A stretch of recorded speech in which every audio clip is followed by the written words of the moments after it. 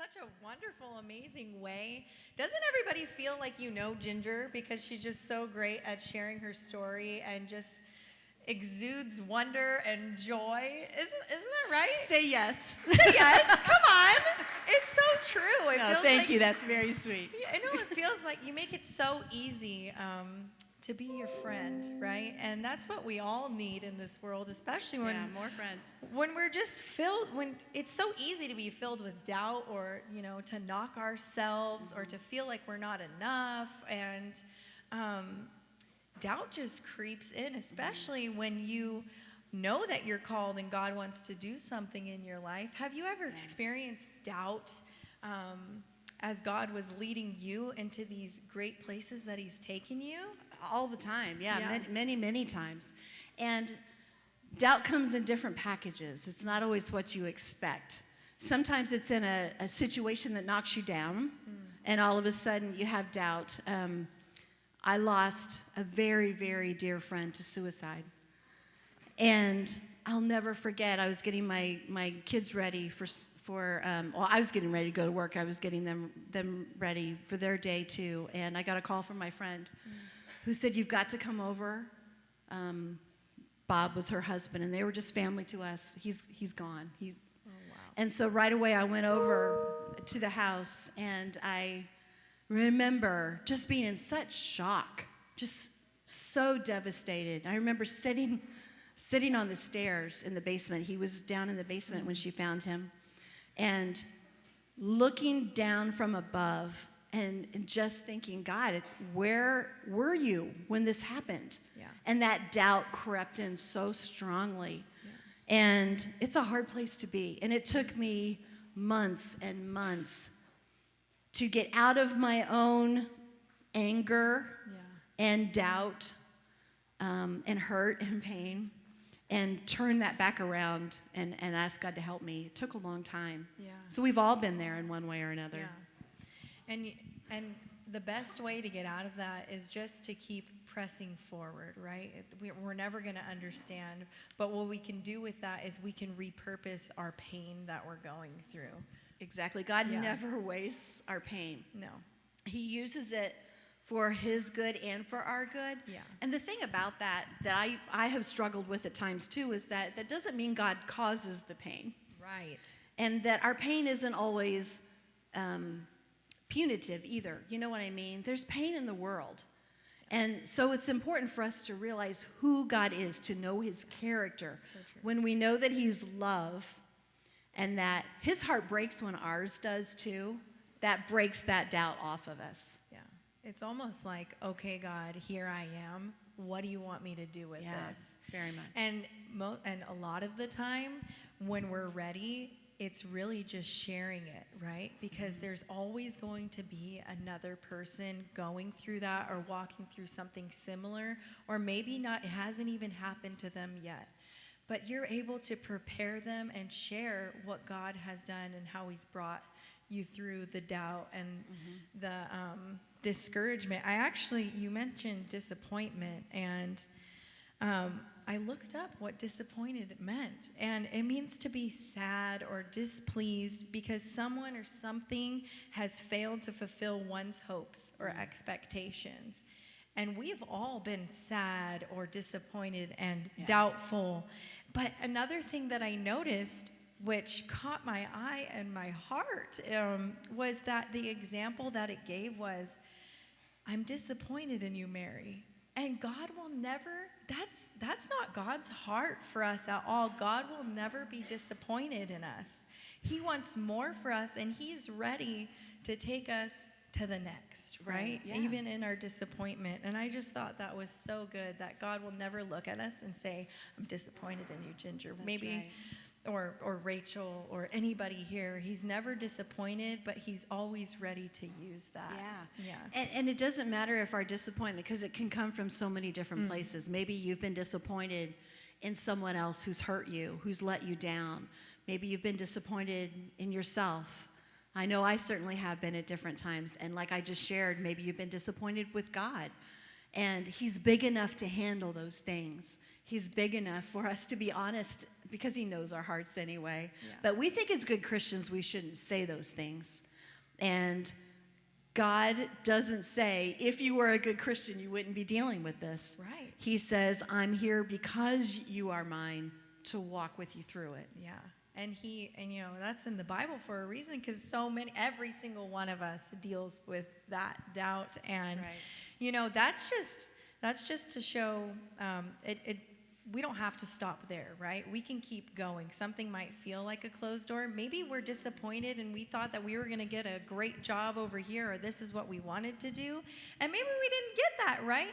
I know you've probably had some closed doors, but now you're probably so grateful, and it's a blessing in disguise. You want to hear one that's kind of terrible to laugh at it? I hate to tell this story like this, but it's a true story.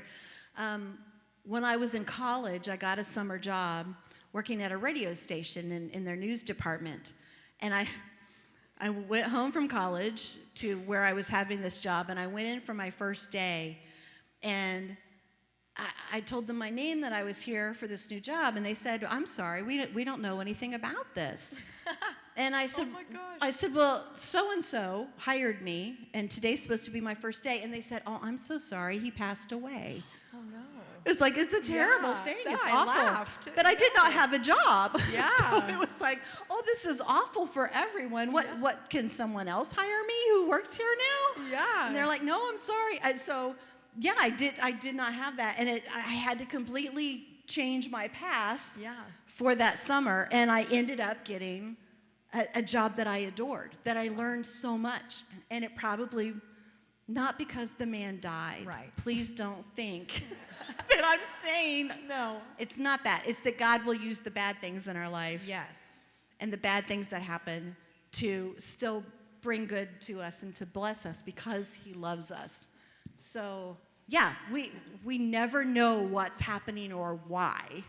But God will still, plan B can be so much better than we expected. And that's kind of what you talk about in your book, and what you live out is that adventure mentality. And that works for everything and in every situation, because you are just, okay, God, this looks like a closed door, but that just means you have more. And, that's how we are called to look at the world. Would you maybe share with those who haven't read your book yet about adventure mentality, because we need to walk away with that? Yeah, I think it's so valuable to have an attitude, a mentality that every single day brings with it wonderful opportunities that God brings to us to meet someone amazing, to do something to help someone else, to grow closer to God. Because it's easy to wake up in the morning and go, I'm not a morning person, I'll be honest with you. So I need this mentality to say, I'm really expecting something good today because God has given me who he is and taught me what he has ahead for me. So waking up every day, no matter what's going on, and some of them are really hard days. We're going through some really hard things in our family right now, but I'm still saying, God, I trust you to do something amazing in my life today, to draw me closer to you, whatever it takes. And so having that attitude every single day takes some work. And so what I like to do as I go through a lot of the things that I've learned at different places around the world and different experiences that I've had is to also give some step-by-step, really practical things that will help develop that in everyone's life. Yeah, which we all need, because it's just a game changer. It's a life changer. Things don't look like the end. Instead, you just start seeing everything as a new beginning instead of just closed door. Yeah. And just to start, and maybe it's just as simple as, you don't have to go anywhere to be on an adventure. Your adventure is all around you, the wonder. I love your outlook on that, and how you just share such an amazing blueprint that we all can follow along with. And, it's just based off of Jesus and God and his greater, bigger plan. And it's all so beautiful, and how it puzzle pieces together, right? Absolutely. And, that's where hope comes from. Yeah. We need hope in our life so desperately, and especially when we're going through really hard times and we're not seeing what we are expecting. We we need hope in our lives. We need to know what to hold on to. And we need to know where to find joy that just doesn't make sense. The kind of joy that draws people to Jesus, not because our lives are perfect, but because we have something that shines through that is, they don't even see us at some point. We just want them to see the joy of Jesus. That's what we all want. And that's when we're happier, and that's when we make a bigger difference for him. So true. And people are watching. People are watching and looking in. They are literally following you on social media. And they, as Christians, people are looking towards how we respond to when we are walking through those hard times, you know. And your kids are. Yes, they are watching. People in our churches are. People at work are. Absolutely. And the person who we should be most fearful of, you know, is the Lord. And he's watching us how we respond while we walk through some wilderness and some hard times, you know. I actually have a story that just comes to mind, and I actually shared on the podcast. As a little girl, I experienced so much disappointment just from like other people, and it was kind of that spirit, right, that just clung to me, and I hated it. But at one point, I always was like full of expectation, right? So I didn't really have many friends, although I wanted them. And so I kept being nice and I kept being kind. And so one day I had a summer party, and I think I was in like the 4th grade, right? So I invited all my friends from school. I sent out so many invites, okay? And I had my dad go out and buy like 60 hot dogs, hot dog buns, like everything. It was going to be a party, and it was going to be fun, okay? Not one person knocked on the door. And I was waiting. I know, I'm like, why am I crying? That's stupid. No. And then so, don't cry, it's okay.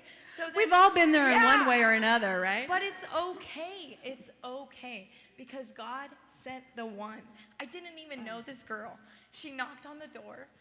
And I didn't even care about all the unfulfilled invites. I was focused on the one there.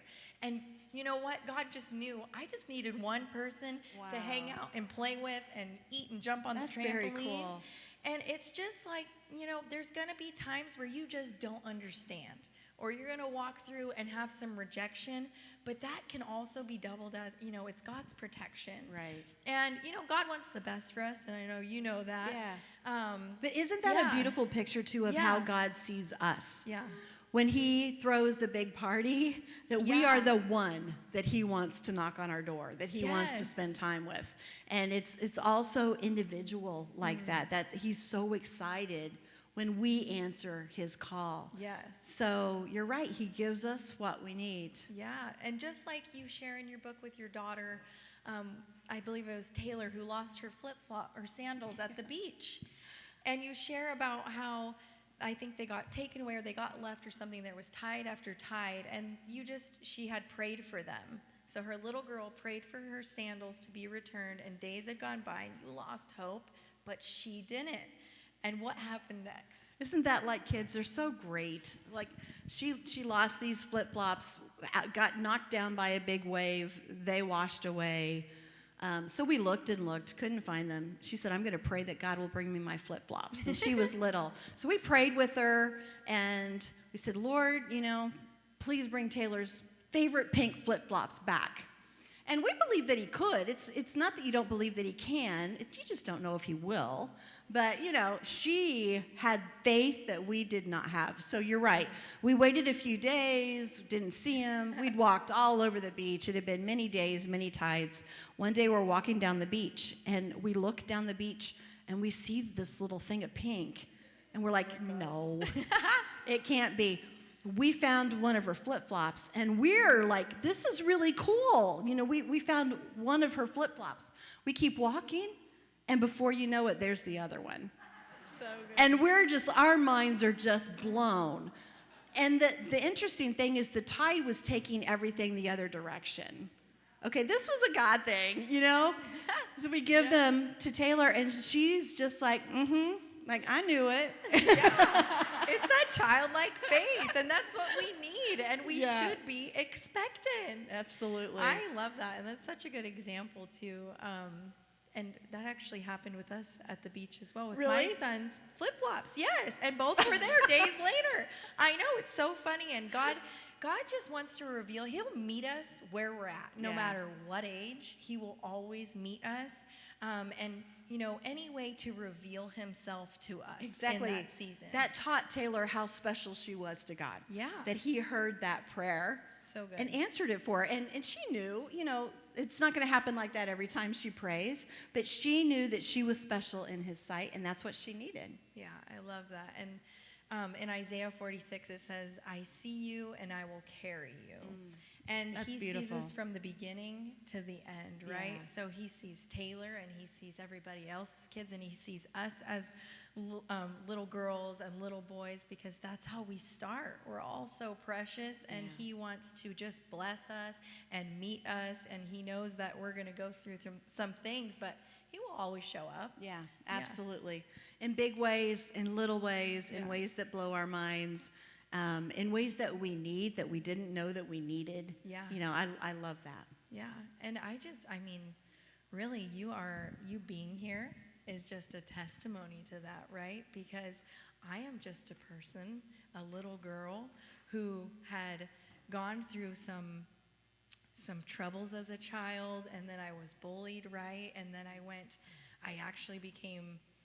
was a wild child, and then I was a teen mom, and then I became a party animal, right? And if you would have told me then what I'd be sitting here doing now for the work of the Lord, I wouldn't have believed it at all.